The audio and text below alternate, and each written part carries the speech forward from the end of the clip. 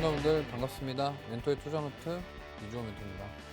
자, 오늘 국내 증시는 또 하락 마감했습니다. 정말 미국 증시와 비교해 봤을 때 이게 맞나 싶을 정도로 힘없이 좀 하락하는 모습이 보여줬는데, 특히나 오늘 좀 많은 분들에게 좀 이슈가 됐을 만한 소식이 하나 있었죠. 고려아연의 하한가.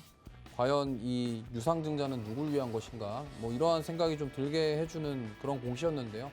결국에는 하한가로 직행을 했고, 그 이탈된 수급은 최근에 경영권 분쟁과 관련된 이슈가 있는 기업들에 집중이 되면서 오늘 장이 마감이 되었습니다. 지금 뭐 이번 주에 미국 빅테크 기업 실적이 있고요. 내일 새벽에 메타와 마이크로소프트, 그리고 금요일 새벽에 애플과 아마존, 이번 주에 빅테크 기업들 실적이 있고, 또 그의 영향을 받아서 국내 증시 뭐 움직임 나올 수도 있겠습니다만, 오늘 흐름 봤을 때 어제 구글 실적 잘 나온 것 치고는 상대적으로 좀 약하지 않았나. 그리고 그나마 이제 좀 몇몇 종목군들이 좀 선방한 종목군들이 있었지만 숫자 자체가 매우 적었고 지수를 끌어주기에는 좀 부담스러웠다. 뭐 이 정도로 해석해 볼 수 있을 것 같습니다. 자, 그래서 오늘도 국내 증시의 흐름들 좀 하나씩 체크해 보면서 하나씩 이야기해 보도록 하겠습니다. 자, 일단 첫 번째로 이번 주는 사실 이 빅 이벤트들이 있기 때문에 이걸 안 볼 수가 없겠죠. 특히나 매그니피센트 7개 기업 중에서 지금 5개의 기업이 이번 주 실적 발표가 있습니다. 사실 지난주에 테슬라 실적 발표가 끝났고, 그다음에 이제 엔비디아 실적은 조금 뒤에 있고요.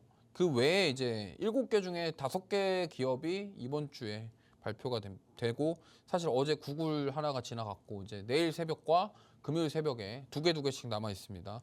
그리고 금요일에 미국 고용지표 발표가 있어요. 그리고 지금 어제 졸트 구인 건수가 예상치를 하회를 했고, 근데 소비자 심리 지수는 올라갔습니다. 지금 무슨 말이냐면 미국 고용 시장이 약간 식어가는 모습이 다시 나오고 있는데 소비는 견조합니다. 이 말인즉슨 뭐냐면 일하는 사람은 줄어드는데 돈은 많이 쓴다. 그럼 과연 그들은 돈을 어디서 벌었을까요? 이거에 대해서 뭐 얘기들이 많아요. 코인을 해서 벌었다. 뭐 주식을 해서 다 벌어가지고 지금 일 안 하고 놀면서 돈만 쓴다. 뭐 이런 얘기도 있습니다. 그래서 과연 뭐 진실은 뭔지는 잘 모르겠습니다만, 지금 나오는 미국의 경제 지표 자체가 약간 기이한 현상이 나오고 있어요. 원래 일반적으로 봤을 때 고용이 줄어들면 소비에 대한 지표가 안 좋게 나와야 되는데 지금 두 개가 엇갈리고 있는 상황이에요. 그러다 보니까 이거를 해석함에 있어서 어려움이 있다. 그리고 만약에 뭐 지금 진짜로 비트코인도 1억이 다시 넘었고,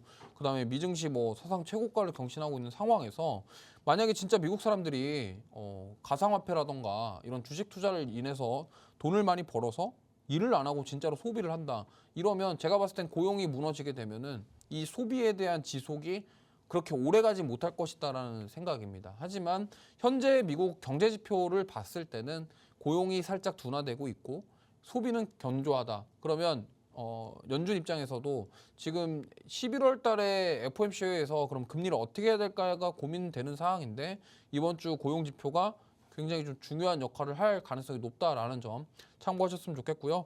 만약에 이번 주 고용 지표가 좀 안 좋게 나오면서 고용이 약간 식는다 이런 형태로 나온다고 한다면 연준에서 금리 인하를 할 수도 있겠지만, 만약에 고용이 타이트하고 그런 상황일 때는 금리 인하에 대해서는 한번 고민해보지 않을까, 좀 이렇게 생각을 합니다. 그렇기 때문에 이번 주 이벤트들이 많다라는 점 참고하셨으면 좋겠고요. 자, 그래서 이번 주 주간 일정은 뭐 이렇게 꽉 차 있는데, 결국에는 봐야 될 거는 어제 졸트 구인 건수는 지나갔고, 이제 오늘 저녁에 ADP 민간 고용 보고서랑 그다음에 GDP 성장률 발표가 있고요. 그다음 목요일날 PC 가격 지수, 금요일날 고용 보고서 많습니다. 그래서 이런 이벤트들도 많은데 실적 발표까지 겹치다 보니까 변동성이 나올 수가 있다라는 점 참고하셨으면 좋겠고요. 자, 그리고 이 부분 이제 사실 월요일, 화요일은 지나갔죠. 그리고 이제 내일 새벽에 아까 말씀드렸던 것처럼 마이크로소프트랑 메타, 그 다음에 금요일 새벽 아마존이랑 인텔, 애플. 근데 사실 이제 요즘에 인텔은 약간 좀 투자자들 마음속에서 떠난 것 같아요. 마치 우리나라 삼성전자처럼 마음이 약간 떠나가 있지 않나 이렇게 싶은데 그래도 뭐 혹시 모르니까 지켜봐야 되지 않을까 이렇게 생각을 하고요. 자, 그래서 굵직한 기업들 실적 발표가 이어진다. 참고하시면 좋겠습니다.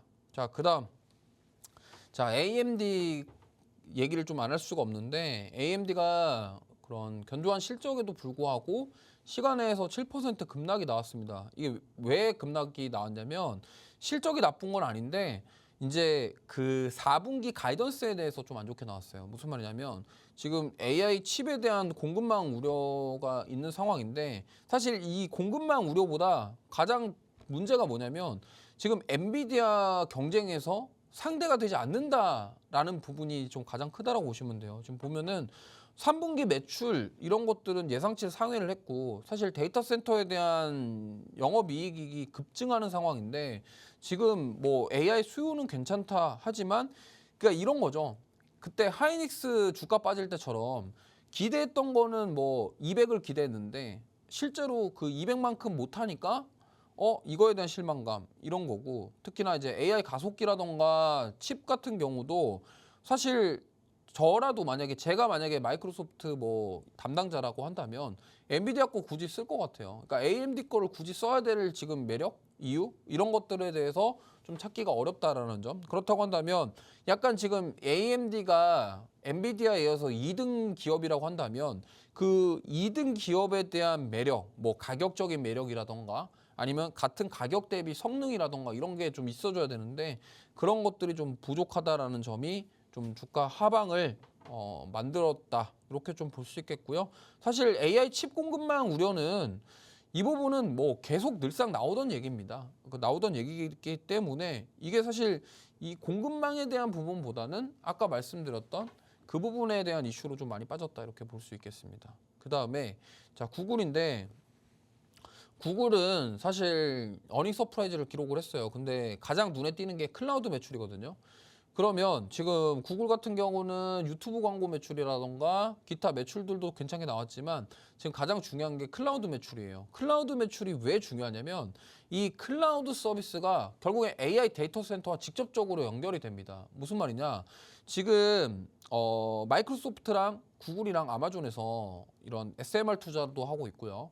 결국에는 그 전력 공급에 대한 거를 왜 자꾸 얘기를 하냐면 나중에 클라우드 서비스를 하기 위해서 AI 전용의 클라우드 서비스를 분명히 할 거예요. 그러면 AI용에 대한 데이터 센터가 필요하고 거기에 전력이 많이 필요하고 이런 상황인데 만약에 지금 이 클라우드 매출이 늘어난다는 거의 시그널은 뭐냐면 앞으로 AI 서비스가 더 이제 확장이 되고 그렇게 된다고 한다면 이쪽 클라우드 서비스 매출이 증가할 수밖에 없다라는 거예요. 왜냐하면 과거에는 이제 우리 뭐 예를 들면 우리가 이제 뭐 한 20년 전에 이제 20년도 더 됐죠. 이제 한창 PC방이 들어왔었던 그 스타크래프트 게임이 붐했었던 그 98년도 그때가 이제 어떻게 보면은 완전 옛날 그 서버 그때가 이제 서버에 처음 이제 발전하던 시기였는데 제가 갑자기 이 얘기를 왜 하냐면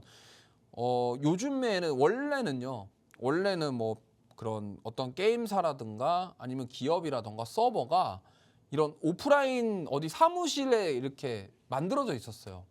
근데 요즘에는요, 이런 서버를 웹 서버를 이용합니다.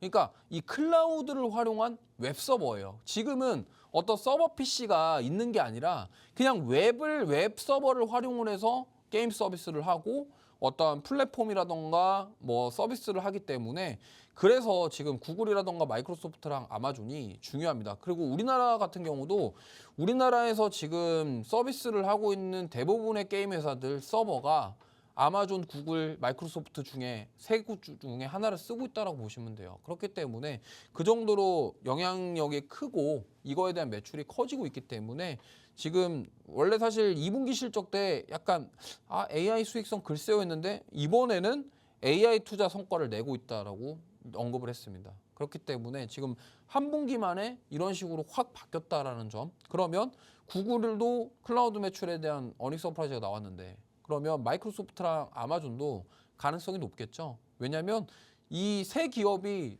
그 클라우드 시장을 완전 다 지배하고 있기 때문에 구글이 잘 나왔다. 사실 구글이 약간 이 클라우드의 3등 정도 되거든요. 아마존이랑 마이크로소프트가 1, 2등이라서 그래서 아마도 구글과 이제 더불어서 아마존, 마이크로소프트도 실적이 잘 나올 것이다라는 전망이 지배적입니다. 그렇기 때문에 뭐 우리가 사실 구글 이렇게 잘 나왔는데 우리나라 관련 기업들은 왜 안 가냐? 사실 우리나라는 이제 미국 증시와 약간 동떨어졌다라고 생각을 해도 과언이 아닐 정도로 지금 워낙 힘을 못 내고 있어가지고 어쨌든 그래서 내일 실적도 기대해보자 이 말씀을 드려보겠고요. 그 다음에 자 오늘 가장 큰 소식입니다. 고려아연이 하한가에 바로 직행을 했는데 이 2조 5천억 주주 배정이 아니라 그냥 유상증자입니다. 일반 공모 유상증자고요. 주주 배정이 한 20% 정도 되고요.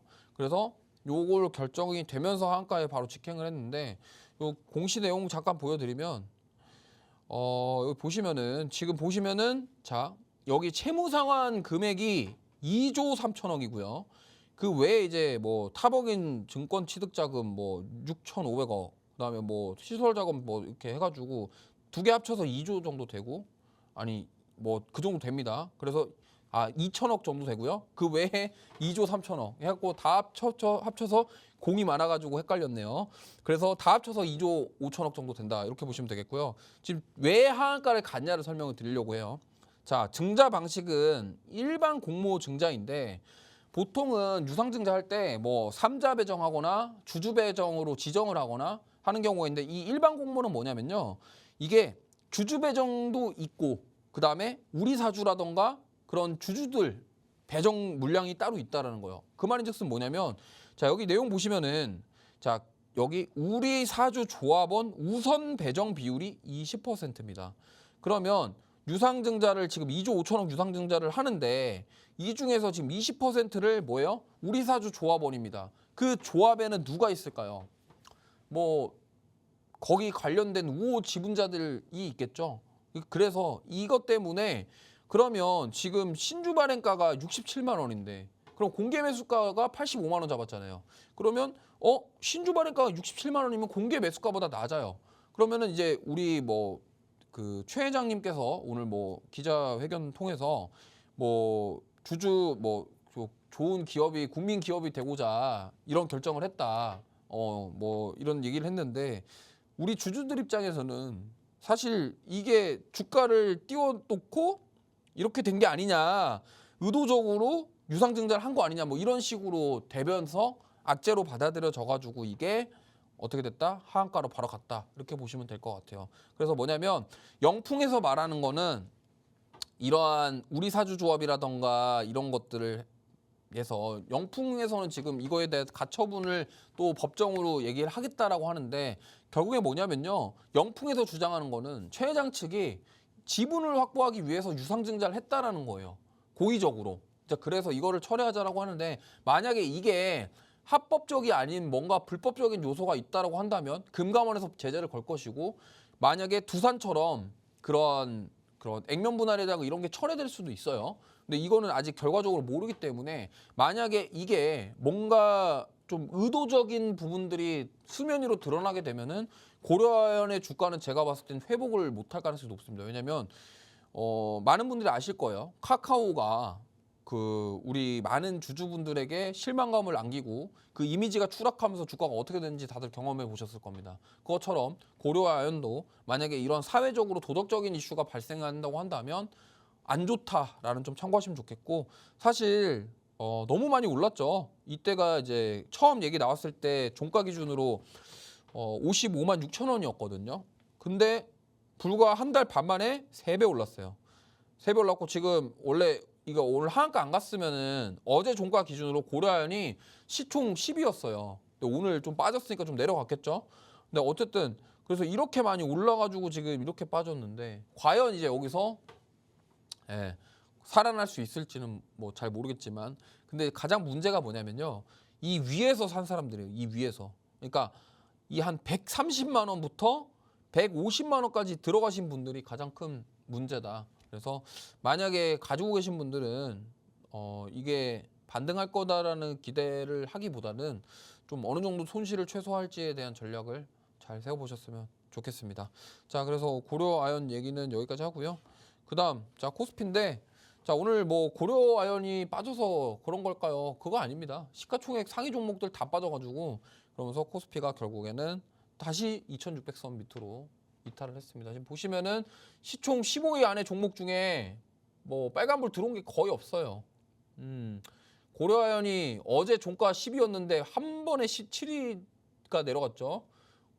시가총액이 무려 거의 10조 가까이 증발했어요. 하루아침에 30% 빠지면서.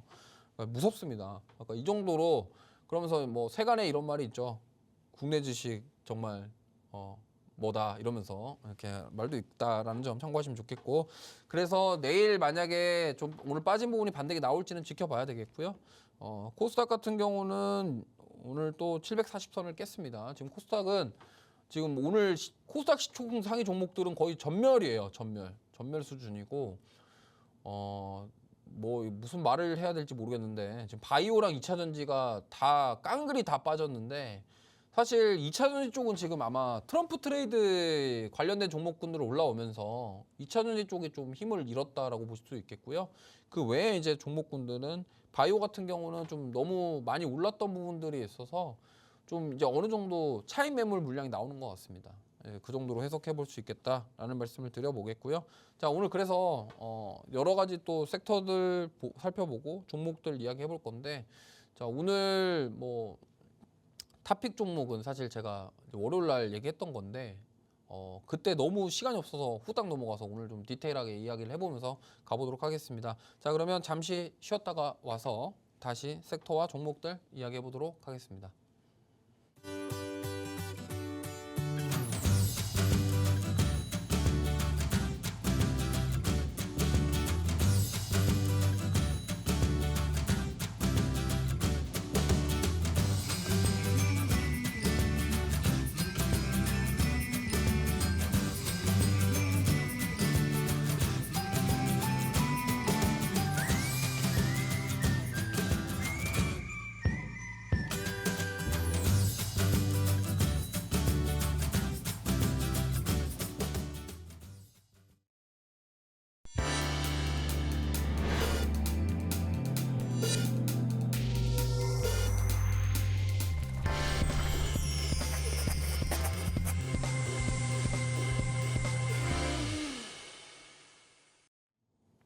네, 바로 이어가 보도록 하겠습니다.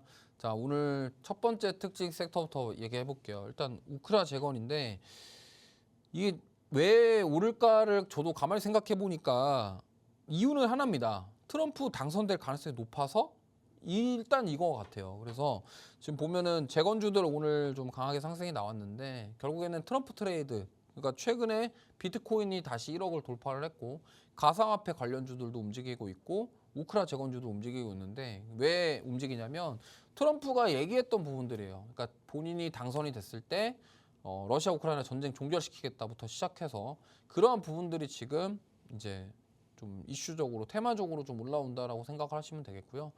뭐 저는 이 말씀을 좀 드리고 싶어요. 만약에 우크라이나 재건에 지금 투자를 고민하시는 분들은 만약에 미대선 결과 나오기 전에는 좀 단기적으로만 보시고 정리하시는 게 어떨까 싶어요. 왜냐면 이게 대표적으로 지금 우리나라 증시의 가장 큰 고질병 중에 하나가 세론입니다.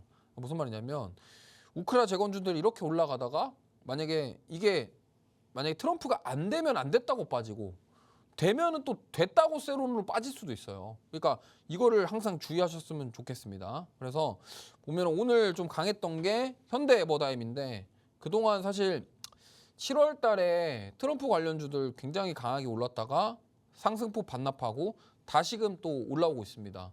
네, 오늘 뭐 종가 기준으로 조금 더 올랐던 것 같은데 저는 이렇게 말씀드리고 싶어요. 이제 미국 대선이 정말 얼마 안 남았어요. 얼마 안 남은 상황인데 과연 이게 그러니까 이때도 그랬거든요. 7월 달에도 이거 현대해버다임 11,000원 갔을 때 사람들이 야 이거 더 간다 했는데 어떻게 됐습니까? 그대로 다 빠졌죠. 그러니까 이게 우리가 뭐 미래에서 온 사람이 아니고서야 트럼프가 될지 해리스가 될지 아무도 몰라요. 근데 만약에 트럼프가 될 거라는 확신을 가지고 여기에 뭐 비중을 높여서 투자를 한다. 근데 만약에 해리스가 되면은 그 다음에는 감당이 안 됩니다. 그리고 반대로 트럼프가 됐는데 됐는데 더 갈 것 같은데 그렇죠. 원전주를 예를 들어 볼게요. 윤석열 대통령 당선되기 전에 원전주들 굉장히 많이 올라갔죠. 근데 딱 대선 끝나자마자부터 빠지기 시작해서 원전주도 그대로 다 돌아왔습니다. 그러니까 이거를 기억하시면 보통 이렇게 정책과 관련된 부분들, 그다음에 대선 이런 것들과 관련된 종목군들이 올라갈 때는요. 진짜로 강하게 올라갔다가 또 거기서부터 차익 매물이 나오기 시작하면 또 강하게 빠질 수가 있다는 점을 항상 염두를 해 두시고 투자에 접근해 보시면 좋을 것 같고요. 그 중에 지금 대장주가 현대에버다입니다. 이렇게 좀 보시면 좋을 것 같습니다. 그다음에 현대건설기계인데 저는 오히려 재건주들을 보겠다 하시면은 저는 차라리 현대건설기계 같은 종목을 보시는 게 좋을 것 같아요. 왜냐면 이게 지금 단순하게 우크라 재건만 보는 게 아니라 만약에 이제 미국 대선 끝나고 인프라에 대한 구축 뭐 그게 꼭 전쟁 지역만 하는 건 아니잖아요. 그러니까 미국에서 지금 노후 전력망 교체부터 시작해서 미국조차도 지금 해야 될 게 많거든요. 그러면은 실제로 인도랑 미국이랑 이런 것들에 대한 부분들을 생각해 본다면 그런 어떻게 보면은 이러한 뭐 재건까지는 아니지만 노후화된 곳을 다시 좋게 만든다. 그리고 사실 인도 같은 경우는 개발이 아직 안 됐잖아요. 그럼 개발을 해야 되고 또 브라질이라던가 남미 쪽도 지금 개발을 해야 되고 이런 상황이기 때문에 차라리 재건 쪽을 본다고 한다면 현대건설 기계 쪽이 좀 더 낫지 않을까. 오히려 변동성이 좀 적고 좀 대응이 될 수 있는 그런 종목군들로 선별해서 대응해 보셨으면 좋겠고요. 그다음 SI입니다. SI도 마찬가지예요.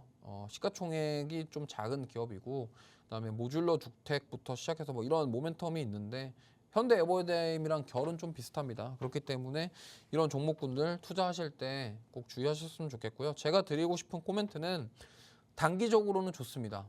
왜냐하면 지금 시장에 주도주가 없는 상황에서 이런 식으로 주도 역할을 할 수 있는 섹터가 많지 않아요.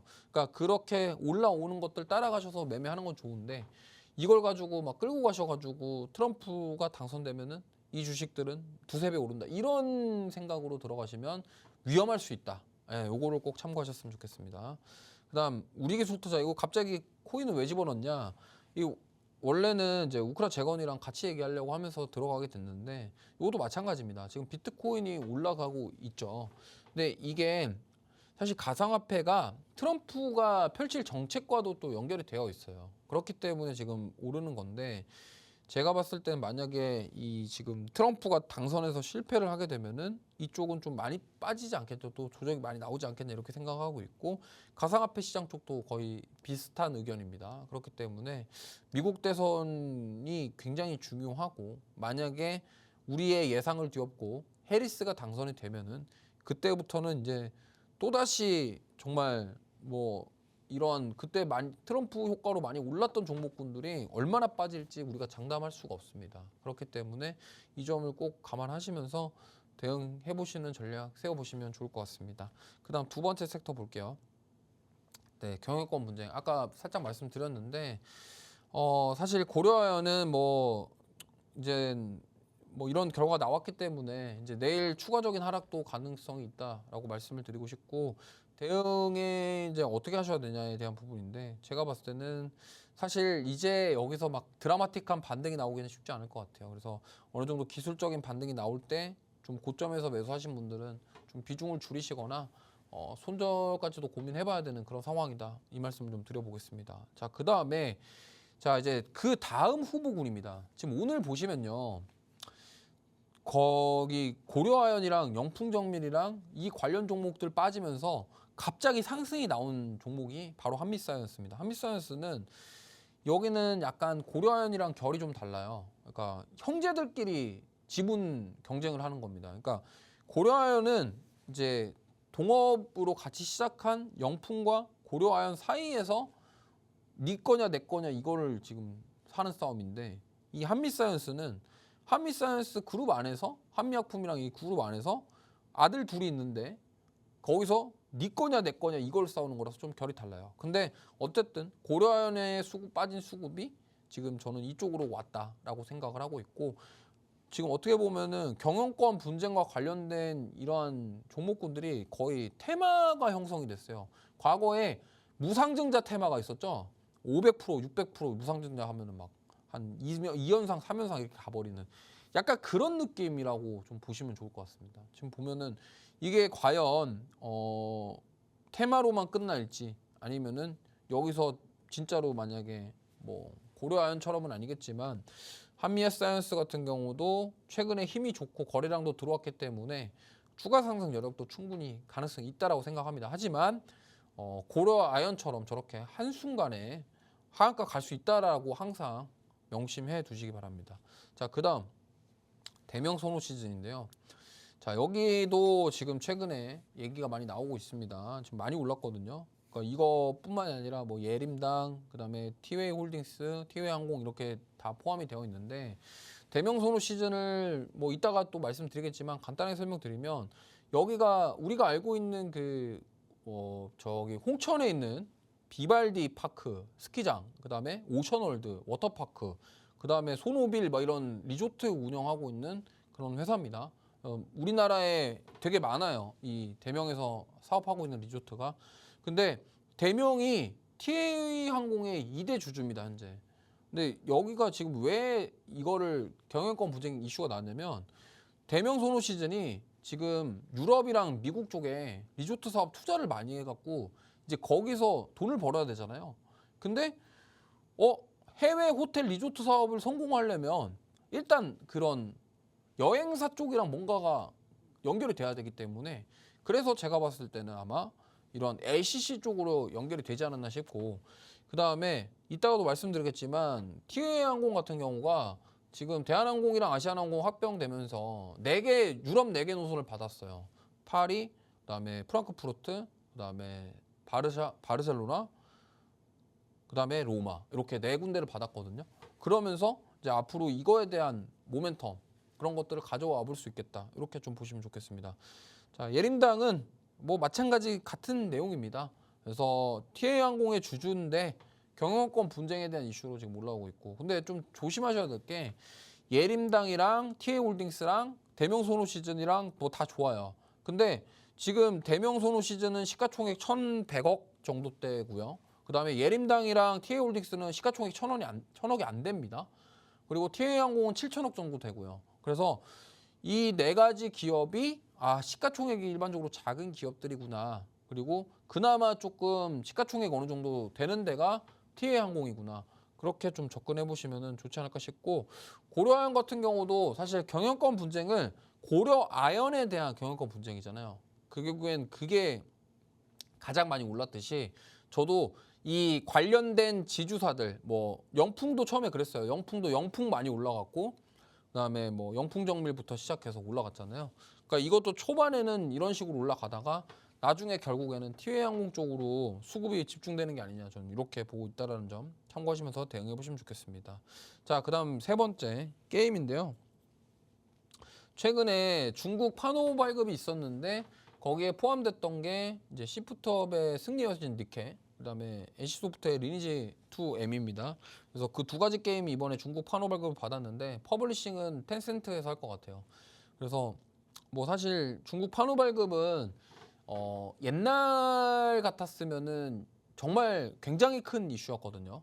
근데 요즘에 이 중국 파노 발급을 받는다고 해서 뭐 이렇게 많이 가지 않아요. 이게 왜 그런지 좀 히스토리 설명을 드리면, 옛날에 중국의 그런 게임 개발이라던가 퍼블리싱이라던가 이런 그런 뭐 실력이라고 좀 표현하겠습니다.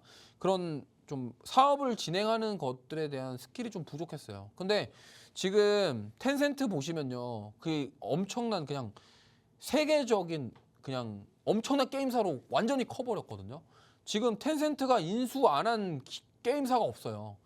최근에 잘 나가고 있는 리그 오브 레전드라는 게임도 이미 거기가 텐센트 거예요, 그냥. 그렇기 때문에 중국에서 다 지금 지분을 다 가져갔기 때문에, 그러니까 이거를 지금 뭐 왜 이런 말을 하냐, 중국의 그런 게임 개발이라던가 퍼블리싱 그런 실력이 굉장히 높게 올라왔기 때문에 우리나라 게임이 판호 발급을 받았다고 해서 과거처럼 매출이 늘어나겠네 이런 시선이 이제는 달라졌다라는 겁니다. 그렇기 때문에 판호 발급 이슈가 있지만 근데도 주가가 탄력적으로 많이 올라가지 못했던 이유는 그런 부분들이 있다. 그리고 11월 달에 G스타 부산에서 아마 백스코에서 행사가 있을 예정이고요.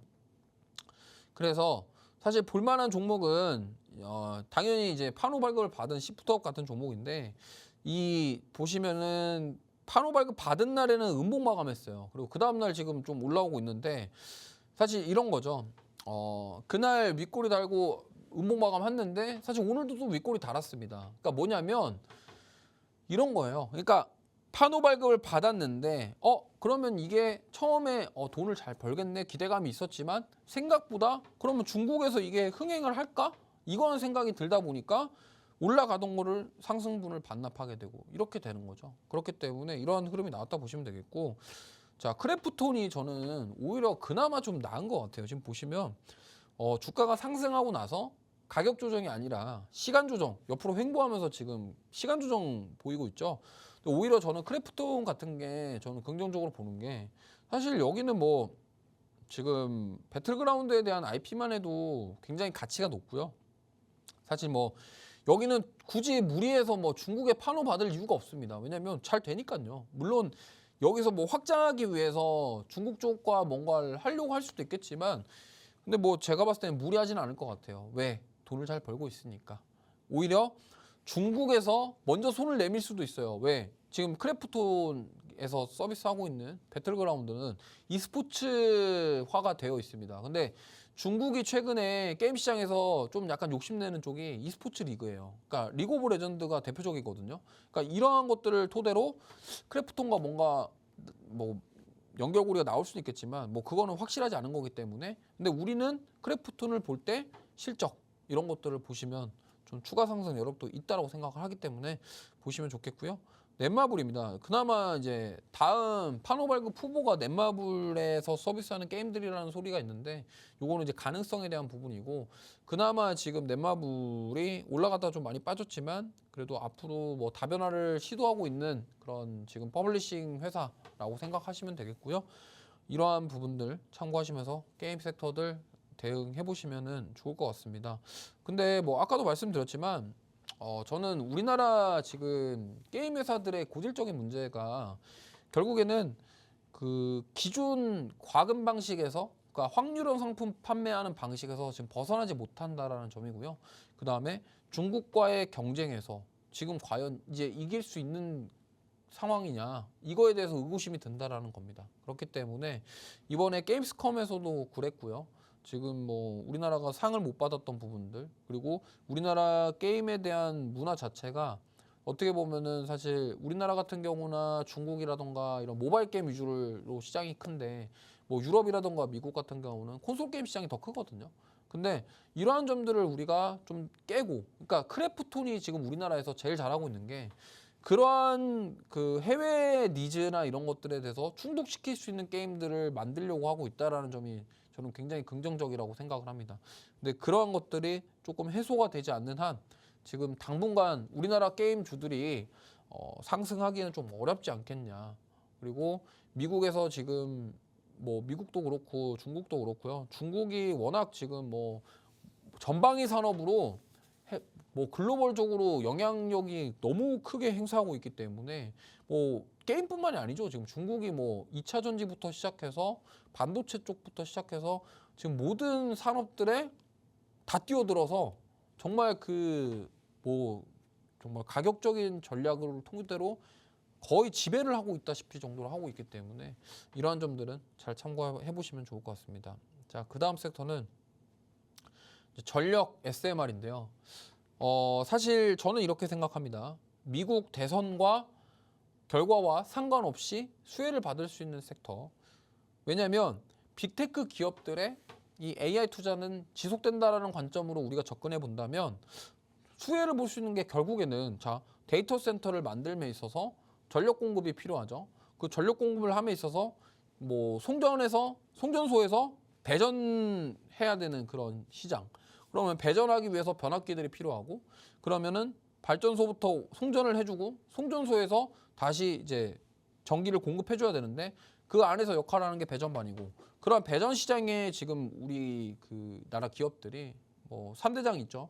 HD 현대일렉트릭부터 효성중공업, LS일렉트릭 있는데 그런 배전 시장에 대한 부분들 데이터 센터가 많이 만들어지면 배전에 대한 부분들이 필요하고 그거에 대한 매출은 우리가 생각해 봐야 된다라는 거고 그렇다고 한다면 미국 대통령이 누가 되던 간에 빅테크 기업들이 지금 자기 나라 자국의 기업들이 돈을 벌기 위해서 투자를 하는데 어떠한 과연 미국 대통령이 그걸 막을까 이러한 관점으로 생각해 보면 오히려 전력기기 쪽은 이런 결과에 상관없이 수혜를 계속 받을 것이다. 그 다음에 SMR은 최근에 미국에 상장되어 있는 원전주들이 장난이 아니에요. 그러니까 우리나라 원전주들은 못 가는데 거의 뭐 미국 원전주들 막 하루에 뭐 20%뭐 이렇게 우습게 올라요. 그러니까 지금 그런 식으로 되어 있다 보니까 이 SMR과 관련된 기업들 한번 보시면 좋을 것 같습니다. 그래서 자 일단 뭐 사실 이 전력기기에 지금 우리나라 넘버 원이죠. HD 현대일렉트릭인데 주가가 정말 언제 조정을 받았냐는 듯이 다 회복했어요. 지금 거의 이 정도면은 저기 37만 4,500원 부근을 돌파를 하려고 하는 움직임이다. 저는 이렇게 생각을 하고 있기 때문에 한번 만약에 AI 전력기기 관련해서 한번 이슈가 나오거나 아니면은 마이크로소프트랑 이번에 아마존 실적 발표하면서 이런 데이터 센터에 대한 뭐 어닝콜이나 이런 데서 얘기가 나오고 그거에 대한 뭐 좀 긍정적인 소식 나오면은 한번 치고 올라갈 가능성이 굉장히 높다라고 생각합니다. 보시면 좋을 것 같고 그다음 이제 효성중공업인데 이 종목도 지금 굉장히 많이 올랐어요. 사실 지금 3대장 중에 LS 일렉트릭 빼고 두 종목이 지금 시세가 굉장히 좋거든요. LS 일렉트릭만 지금 바닥을 기고 있습니다. 뭐 그 이유는 결국에는 이제 실적 모멘텀이 좀 부족한 부분인데 제가 봤을 때는 지금 효성중공업이랑 HD 일렉트릭은 정상적으로 지금 주가가 잘 올라가고 있는 이유는 아무래도 실적 모멘텀인 것 같고요. LS 일렉트릭은 실적 모멘텀이 다소 부진하다 보니까 이거에 있어서 힘을 좀 받지 못하는 그런 상황인 것 같습니다. 어쨌든 그래서 뭐 과거에도 LS 일렉트릭은 효성중공업이랑 HD 현대일렉트릭 갈 때 못 가다가 뒤늦게 후발주자로 합류한 과거 이력이 있거든요. 근데 이게 과연 이번에도 그렇게 될지 아니면은 LS 일렉트릭은 이 대열에 합류를 할지 안 할지 우리는 이걸 또 지켜봐야 될 것 같습니다. 그다음 자 두산 에너빌리티인데요. 이 원전주들은 사실 지금 뭐 좀 많이 오르긴 했습니다. 많이 오르긴 했는데 그러니까 사실 7월 18일 날 저 때 체코 수주의 가능성에 대해서 좀 얘기 나오면서 굉장히 많이 올랐다가 지금 그대로 다 반납하고 8월 5일까지 그러나서 이제 좀 반등해주고 있습니다만 아직 저는 뭐 모르겠어요. 이게 이 정도에서 과연 더 올라갈 것이냐 말 것이냐에 대한 고민을 약간 하게 만드는 그런 섹터입니다. 왜냐하면 지금 우리가 생각하기에는 미국에서 SMR이라던가 이런 거에 대해서 당연히 우리나라 기업이 수혜를 받아야 되는 거 아니냐라고 생각을 할 수 있는데 또 반대로 생각해 보면요. 미국에서 SMR 그런 사업 하는데 굳이 우리나라와 연결이 될 수 있을까에 대한 의구심도 듭니다. 그렇기 때문에 이 부분에 있어서 조금 더 지켜봐야 되겠고요. 다만 이제 SMR 기술이라던가 이러한 거기에 필요한 뭐 제어 예측 그런 기술 이런 것들이 부각이 되면은 우리나라 관련 종목들이 움직일 수 있겠지만 지금 우리나라 대장격이라고 불리고 있는 이런 원전 시공을 담당하고 있는 두산 에너빌리티가 과연 앞으로 그런 SMR이라던가 이런 시장에서 과연 성장할 수 있을지에 대해서는 좀 지켜봐야 될 것 같다는 말씀 드려보겠고요. 그다음 BHI도 마찬가지입니다. 최근에 좀 시세가 많이 나와서 좀 단일가 매매 들어가가지고 좀 쉬어가고 있고 과열 걸렸거든요. 그런 상황인데 사실 이러한 지금 중소형단에서는 BHI가 굉장히 시세가 좋습니다. 참고하시면 좋겠고 그래서 오늘 원전 섹터까지 좀 살펴봤고요. 사실 지금 뭐 네 가지 섹터들이 그나마 좀 오늘 시장에서 최근 시장에서 힘있게 좀 올라와주는 종목입니다. 그래서 오늘 제가 탑픽 종목은 월요일날 말씀드렸던 바로 TA항공입니다. TA항공인데 자, 이 종목은 제가 아까도 살짝 말씀드렸지만 지금 경영권 분쟁뿐만이 아니라 저는 이 LCC 쪽을 좀 보셔야 된다고 생각해요. 왜냐하면 지금 아시아나항공이랑 대한항공 합병 최종 결정이 이제 눈앞에 와 있거든요. 근데 그러면 거기 기업이 최종 합병하는 거랑 여기랑 뭔 상관이냐 이렇게 생각할 수 있는데 지금 최근에 국제 유가가 급락 나왔고요. 그럼 뭐냐면 이 국제 유가가 떨어지면은 항공주들은 굉장히 좋아요. 왜? 아니 유가가 떨어지면은 당연히 수익성이 개선될 수 있는 기회거든요. 그러면 이 유가가 떨어진 상태로 계속 유지가 된다? 그러면은 항공주들의 실적이 개선될 수 있는 여지가 있다라는 점. 그리고 만약에 아시아나랑 이제 대한항공 확실하게 합병이 되면요.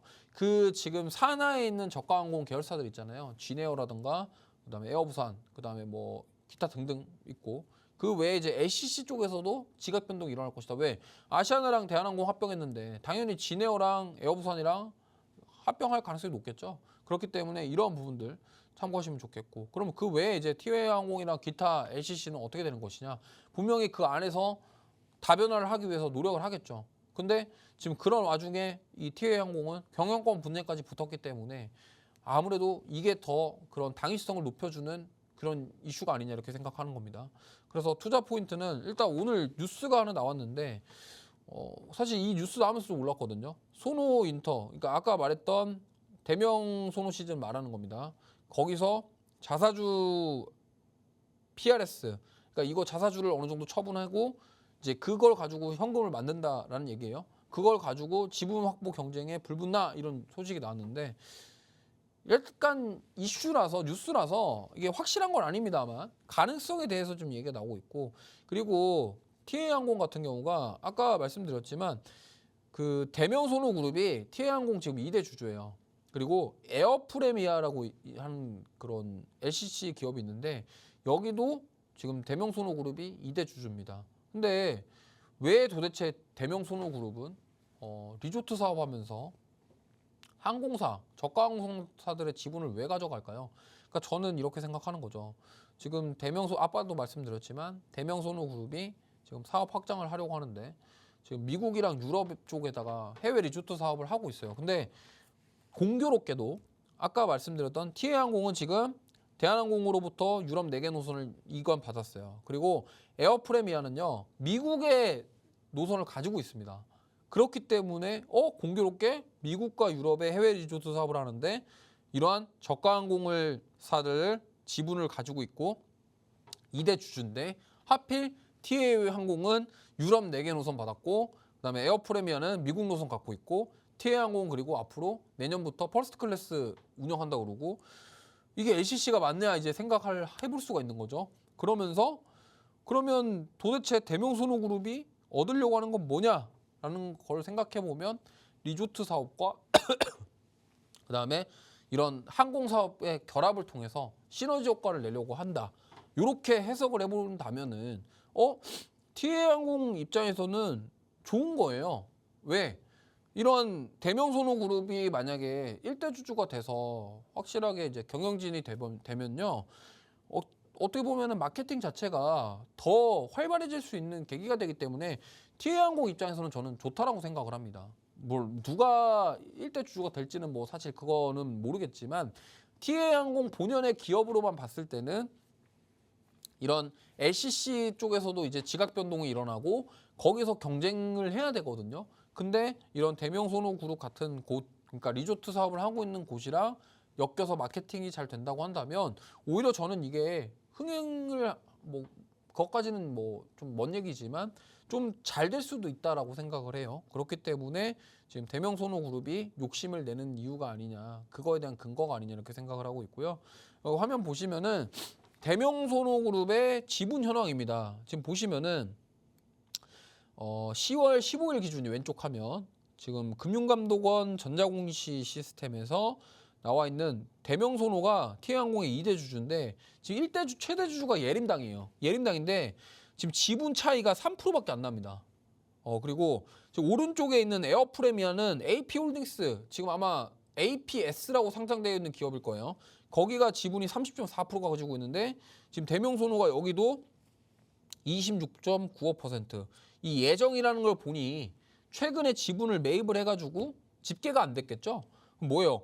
지금 2대 주주가 요게 지금 경영권에 관여를 하기 위해서 지분을 사고 있다라고 충분히 우리가 예상해 볼 수 있다라는 거죠. 왜? 하필 지금 고려아연이랑 영풍의 경영권 분쟁이 나오고 있는 상황에서 지금 여기서 지금 이렇게 근소한 지분 차이와 그 다음에 뭐 매수에 대한 의지가 나오는 상황 이런 것들을 고려해 보면 대명선우가 인수할 가능성이 있겠다라고 우리가 간접적으로 생각해 볼 수 있다는 거고요. 그다음에 오른쪽 보시면요. 올해 이제 상반기 매출액인데 대한항공이 8조 6천억 원, 그다음에 아시아나가 4조 2천억 원, 그다음에 지금 LCC 5사가 합쳐서 3조 1,700억이라고 합니다. 이거 생각보다 크거든요. 생각보다 커요. 그러니까 뭐냐면 물론 LCC 5개를 합쳐서이지만 그러니까 이 시장 자체가 꽤 작지 않다라고 우리가 생각해 볼 수 있다는 겁니다. 그러면은 우리나라 이 항공사들만 합쳐도요 매출이 15조짜리예요. 15조짜리 상반기 매출만. 그럼 시장이 15조짜리 1년 뭐 연간 30조 이상 시장인데 꽤 큰 거죠. 그렇기 때문에 저는 이 대한항공이나 아시아나항공 합병이 되면서 물론 이제 LCC 안에서도 새로운 뭔가가 움직임이 나오겠지만 저는 이 시장 파이 자체가 크기 때문에 무시할 수 없다라고 생각을 하고 있고 그렇기 때문에 지금 이런 상황에서 TA항공의 그런 경영권 이슈와 그다음에 이 대한항공과 아시아나항공 합병 최종 마무리와 그다음에 LCC 쪽의 지각 변동 그리고 최근에 국제 유가 하락 다 여러 가지 지금 주변 상황들이 TA항공의 주가 상승을 불러올 수 있는 좀 약간 촉매제 역할을 할 수 있는 요소들이 많이 있지 않냐 이렇게 생각을 하고 있기 때문에 한번 접근해 보시면 어떨까라는 생각입니다. 물론 오늘도 좀 상승이 나왔고 이제 앞으로 추가 상승이 나올지 안 나올지 우리가 뭐 예상하기는 어렵지만 제가 봤을 때는 고령아연이 지금 저기서 하락이 안 끝난다고 한다면 한미사이언스나 TA항공이 추가 상승 가능성이 저는 높다라고 생각을 하고 있고 만약에 여기서 이 TA항공이라던가 한미사이언스보다 더 강력한 분쟁을 하고 있는 기업이 등장하지 않는 한 제가 봤을 때는 TA항공이랑 이런 한미사이언스 쪽으로 수급이 유입될 가능성이 매우 높고 최근에 거래량이라던가 힘이 실리는 모습을 봤을 때도 그럴 가능성이 높다라는 점 참고하셨으면 좋겠습니다. 자, 오늘 하루도 정말 고생 많으셨고요. 좀 뭐 사실 월요일부터 지금 이번 주 시장이 굉장히 좀 만족스러운 시장은 아니었을 거라고 생각을 합니다. 하지만 남아있는 오늘 빼고 이 거래일 동안 마무리 잘 하셨으면 좋겠고요. 좀 미국 빅테크 실적 그리고 기업 그다음에 경제 지표들 여러 가지들 잘 확인하시면서 한 주 마무리 잘 하셨으면 좋겠습니다. 자, 오늘도 고생 많으셨고 저는 다음번에 인사드리도록 하겠습니다. 감사합니다.